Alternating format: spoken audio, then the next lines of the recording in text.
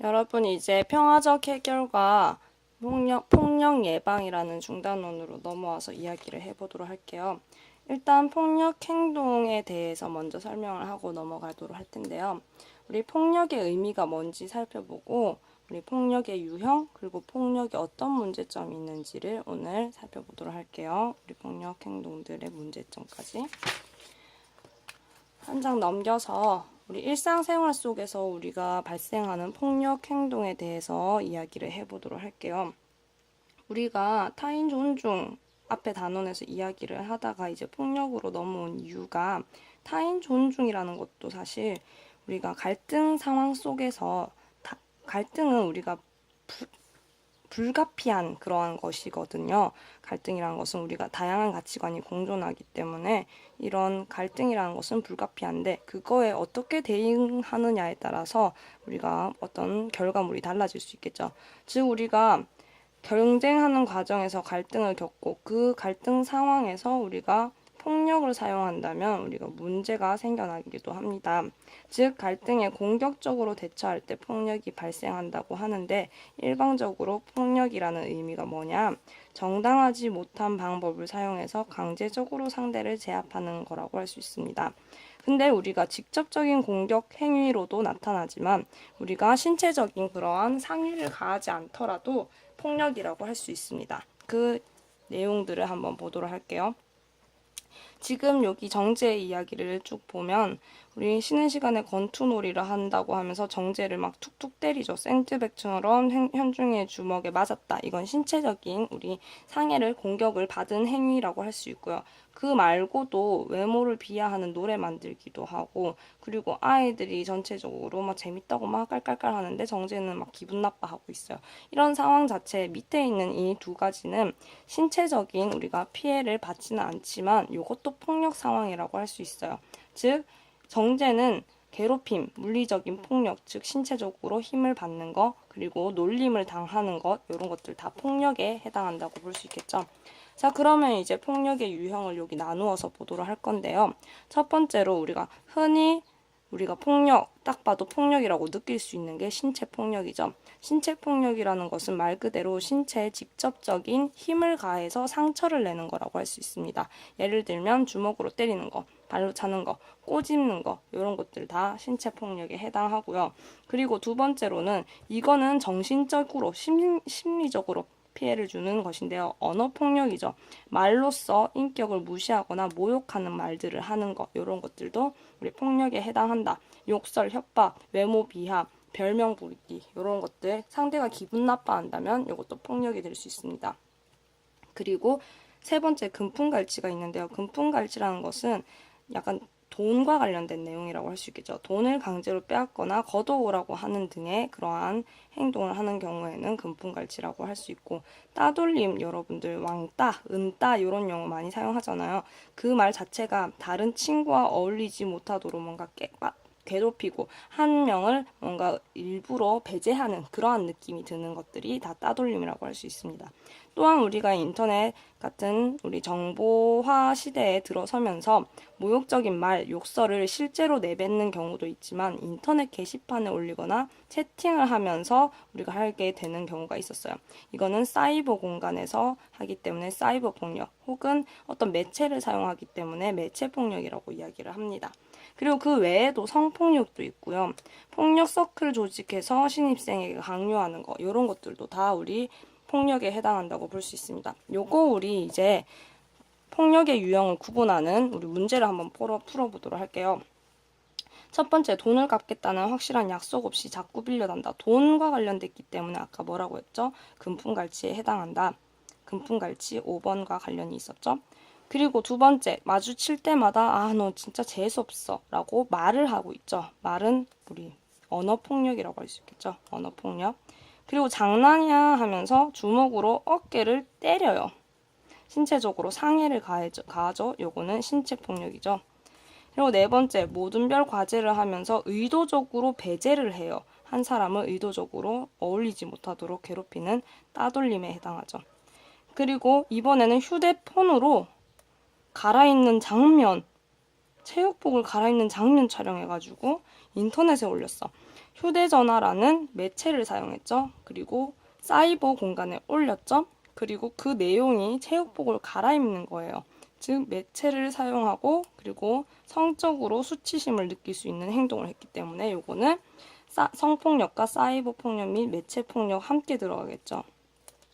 그리고 마지막, 한 학생에게 똑같은 내용의 문자 메시지를 하루에 50번 이상 보내는 거예요. 스트레스 받겠죠. 이거는 문자라는 매체를 통해서 지금 하는 거기 때문에 사이버 폭력 및 매체 폭력에 해당하는데, 근데 이게 이 똑같은 내용의 문자 메시지가 욕이었다 하면 언어 폭력까지 더해지게 되는 거겠죠. 욕설을 포함하고 있다면 언어 폭력까지 들어갑니다. 자, 그러면 우리 옆에 있는 그래프도 한번 보고 갈 건데요. 이게 2010년 자료라서 선생님이 조금 최근 자료, 2017년 자료를 가지고 와봤어요.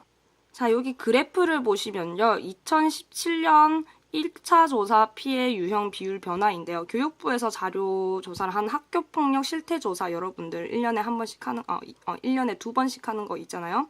우리 최근에 또 했는데 그거에 대한 결과예요. 2017년도 작년 기록을 보면 2014년, 우리 2011년부터 계속 높았던 게 언어폭력이에요. 책에는 신체폭력이라고 나와 있지만 우리 요즘에는 언어폭력이 가장 많은 비율로 지금 이런 유형으로 들어가게 됩니다. 그리고 따돌림이 그 다음으로 이제 오게 되고요. 그리고 이런 순서로 우리가 이 그래프를 통해서 알 수 있는 거는 신체폭력이 이제 4번째 정도로 내려왔어요. 신체폭력은 우리가 아예 드러나잖아요. 폭행이라는 폭력이라는 게 직접적으로 드러나는데 언어폭력이라는 것은 나도 모르게 은연중에 하는 행동이잖아요. 그래서 이게 폭력이라는 걸 여러분들이 인지를 잘 못하고 있다고 이런 생각을 들 수 있는 그런 그래프입니다. 그런 시사하는 점이 있죠. 여러분들이 장난으로 아니면 무의식 중에 하는 말들도 다 폭력이 될 수 있습니다. 방금 쌤이 이야기했던 것처럼 2017년 1차 조사 가해 이유, 폭력을 왜 했느냐에 대한 이유도 장난으로가 매우 높죠. 21.8%. 여러분들이 무심코 하는 말 자체가 다 폭력이 될 수 있기 때문에 이런 거를 주의를 해야겠다라는 것을 시사하고 있습니다. 자, 다시 이제 책으로 돌아와서요. 그럼 이런 폭력이 어떤 문제점을 발생시키는지 보도록 할게요. 여기 사례에서처럼 우리 재환이와 상호의 이야기가 있는데요. 이 둘이 친구인데요.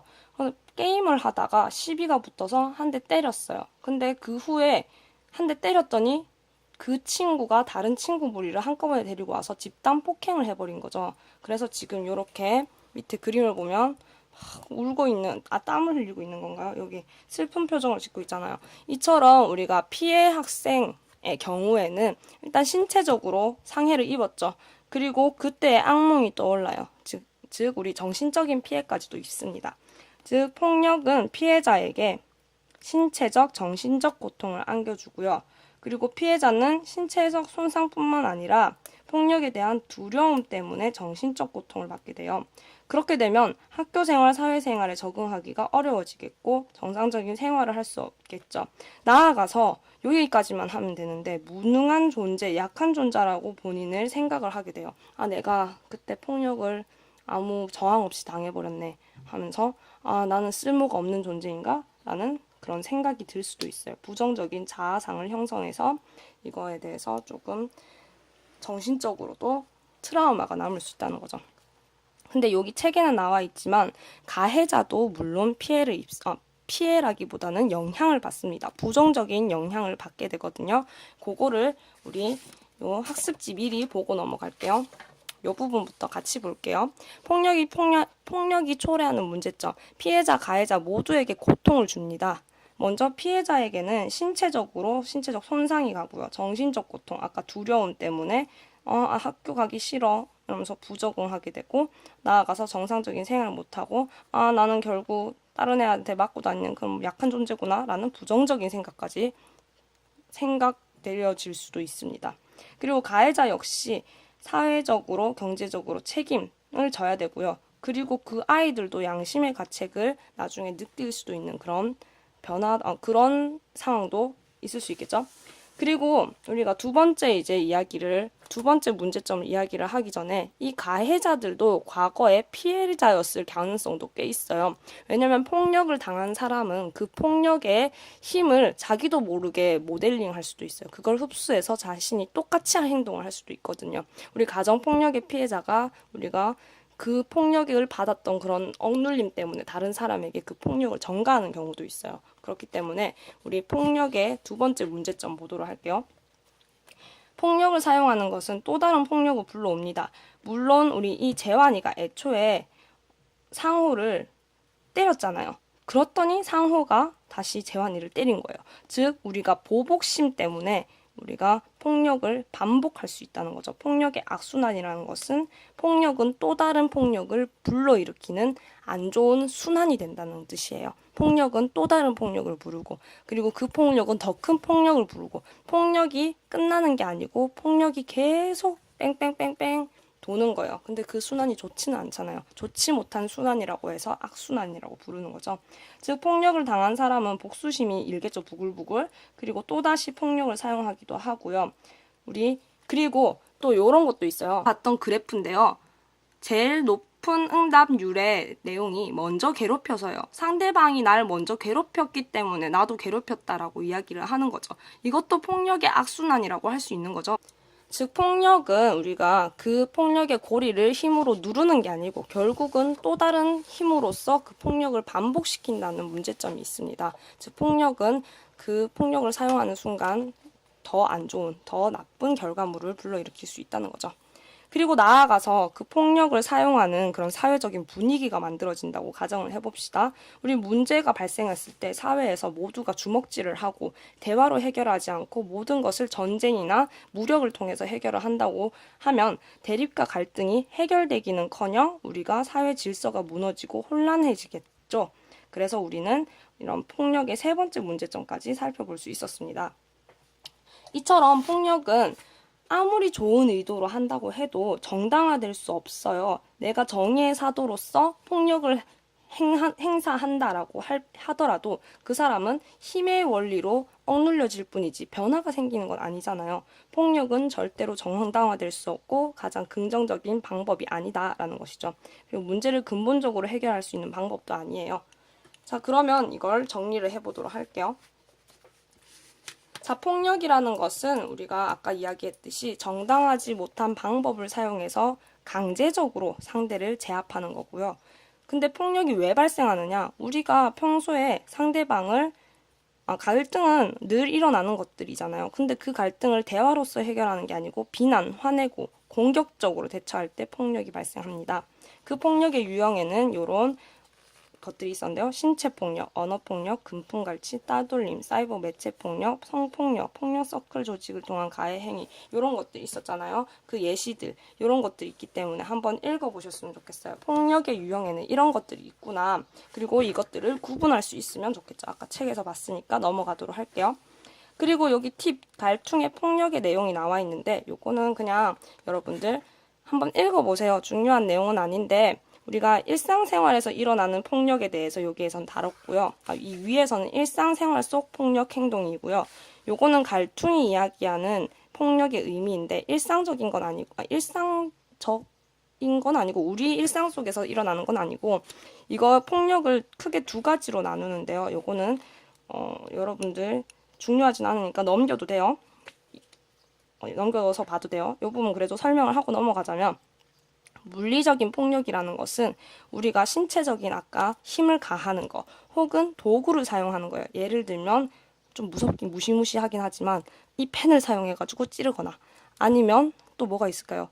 이런 망치를 들고 뭐 힘을 가하거나 좀 무섭네요. 그리고 더 크게 나가면 우리 미사일을 활용해가지고 슉 날려버리는 거나 아니면 핵무기 사용하는 거. 이거 다 도구에 해당하죠.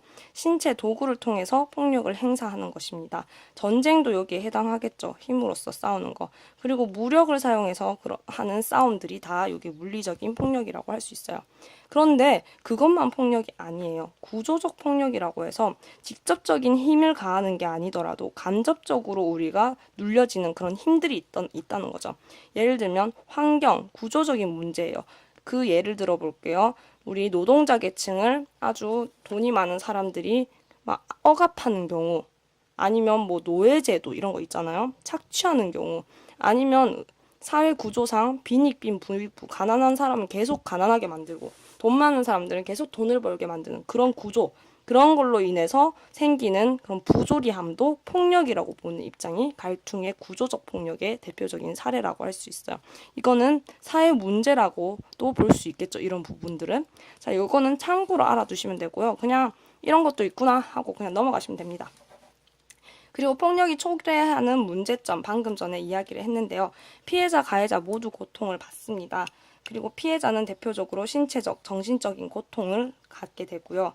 그리고 가해자 역시도 이런 폭력의 피해자였을 수도 있어요. 내가 그 사람에게 폭력을, 그러니까 이 사람, 그 있잖아요. 종로에서 뺨 맞고, 뭐지? 갑자기 속담이 생각이 안 나는데. 그래, 종로에서 뺨 맞고 한강 가서 눈을 긴다. 이런 말 있잖아요. 다른 사람에게 폭력을 이제 피해자였는데 이 피해를 분노하니까 얘한테 풀기에는 얘가 너무 센 거야. 그러면 나보다 약한 사람한테 피해를 가하는 경우도 있겠죠. 즉 이것도 폭력의 악순환이에요. 폭력이 또 다른 폭력을 불러일으켰으니까. 가해자도 하나의 피해자였을 가능성이 매우 높다고 하고 조사 결과로도 되게 많았어요. 가해자이면서 피해자인 사람들이. 이 사람들은 근데 양심의 가책도 느낄 수 있어요. 그렇기 때문에 이 폭력을 계속하지 않도록 우리가 책임을 지워주고 플러스 양심의 가책을 통해서 다시는 그러지 않도록 우리가 교육을 시켜주는 게 중요하겠죠. 다음 시간에 우리 폭력에 대처하는 방법, 예방하는 방법 이런 것들 배울게요. 그리고 우리가 폭력의 악순환, 방금 전에도 이야기했듯이 폭력에 의해서 피해를 받게 되고요. 이를 통해서 복수심이 일어나 혹은 분노가 차요. 분노. 이런 분노를 이제는 딴 데 표출을 해야 되는 거예요. 내가 한번 맞았던 거, 지금 종로에서 뺨 맞았으니까 막 열받는 거야. 그럼 괜히 한강 가가지고 나보다 약한 애들 막 째려보는 거죠. 즉 폭력 사용이 반복된다는 문제죠. 물론 맞은 사람에게 그대로 돌려줄 수도 있겠지만 이걸 제3자에게 또 돌릴 수도 있는 그런 문제도 발생한다는 거죠. 그리고 사회적 혼란도 당연히 초래되겠죠. 개인적인 문제로 끝나는 게 아니고 이게 확대된다면 그 갈등을 원만하게 해결 못하니까 질서가 파괴되고 혹은 내부 분열이 일어나서 내전이 생겨날 수 있는 거예요, 우리. 그리고 나아가서 요거는 책이 없었는데 인간의 존엄성을 훼손하는 그런 문제점도 있죠. 폭력 자체가 그 사람을 존중하지 않잖아요. 즉 그 사람의 존엄성을 해치는 행위예요. 타인을 존중하지 않는 행위라고 볼 수 있겠죠. 지난 시간에 타인 존중 계속 이야기했잖아요. 요거랑 어긋나는 내용이라서 폭력이 타인 존중 다음 단원으로 나오게 된 거죠. 즉 이처럼 폭력은 정당화될 수 없고 근본적으로 문제를 해결할 수 있는 게 아니기 때문에 폭력을 사용해서는 안 된다. 그러면 어떤 방법을 사용해야 될까? 그거는 다음 단원에서 이야기를 해보도록 할게요. 자, 조금 길었는데 중요한 부분만 보시면 됩니다. 자, 그러면 우리 그리고 요거랑 관련된 영상들은 선생님이 댓글로 링크를 걸어 놓거나 뭐 제목을 써 놓거나 할게요. 자, 그러면 조금 길었는데 자, 우리 다음에 봅시다.